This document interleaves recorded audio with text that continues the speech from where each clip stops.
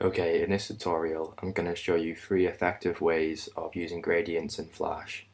And I know over the years gradients have sort of got a bad reputation, and it isn't really helped by the fact that some default gradients are stuff like this and this and these 4 color variants, because they just look really cheap and they don't really utilize the gradient function very well at all.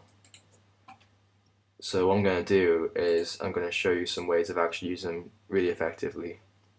And I'm going to start with one which can be used to show light being cast across the screen quite well, and it's really simple to do. So at the moment I'm just going to make a little box to show a sort of just a torch or some sort of light source. I'll just make that into a symbol. I'll make a new symbol. Okay, so I'm going to use the line tool and just draw where I want the light to be cast. So I'll just make a sort of triangular shape like this. Okay, and now I'm just going to pick a light color.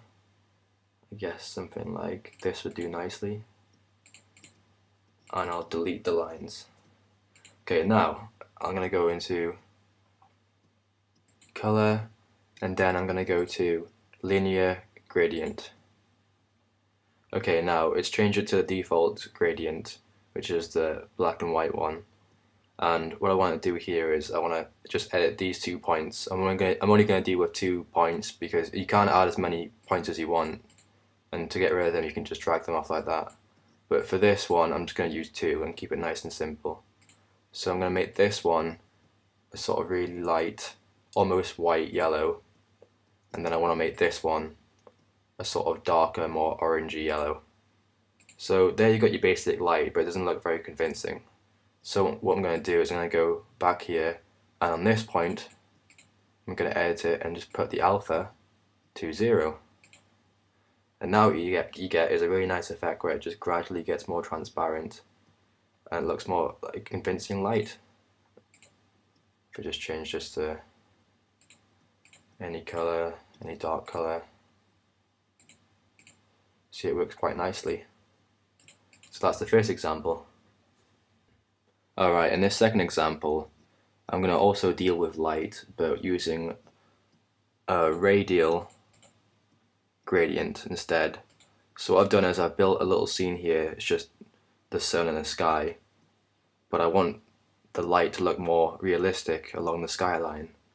So what I'm going to do is I'm going to make a new layer. I'm just going to lock this one, and I'm just going to make a really big circle which encompasses the whole scene. And what I want to do is, I'll just zoom out a bit. I want the middle bit to sort of be on the sun, and then I want the rest of the light to go over the whole scene. And then what I'm going to do here is I'm going to go back to color, go to radial gradient. So what I'm going to do now is I'm just going to make that into a symbol, and then reduce the alpha until I get the effect I want. Let's try that. So as you can see, you've got stronger light here, but then as it goes along you can see that it gets darker. And then what I can even do is I can edit that again and just make this one a bit darker, and then increase the alpha. So there you've got a nice looking light scatter effect on a scene. And before I finish this one, I'm just going to make sure that this is in the middle, so that you know that the darkest point is going to be the center of the sun. And I'll just scale it up a bit. So now you can see that the darkest bit is in the middle of the sun, so the light is in the right place. And if you don't like the fact that there's such a big object in your scene, you can always just take out the chunks you don't want, like this, so it's more manageable. If you're scared, if you're worried that Flash might freeze up or run slower, you can just edit it down, so it's fine. Okay, and for the third example, I'm going to show you how you can use gradients to show a depth of field in terms of darker and lighter parts of a scene, and it creates a nice sort of 3D effect, sort of a nice subtle effect anyway. Okay, here is a drawing I did for a storyboard. It's meant to be showing a ventilation grate, like these are the bits at the front, and then it goes into a sort of ventilation shaft, and there's the bottom of it. Alright, what I'm going to do is I'm going to get the line tool, make a new layer, and I'm just going to put lines along where the grate is.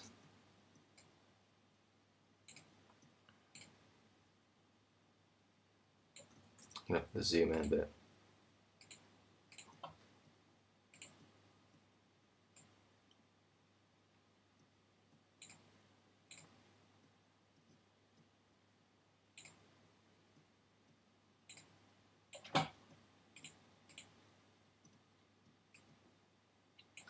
And then the same for the bottom bit. I'll just do it rough for this, but I'd usually do it a bit more detailed.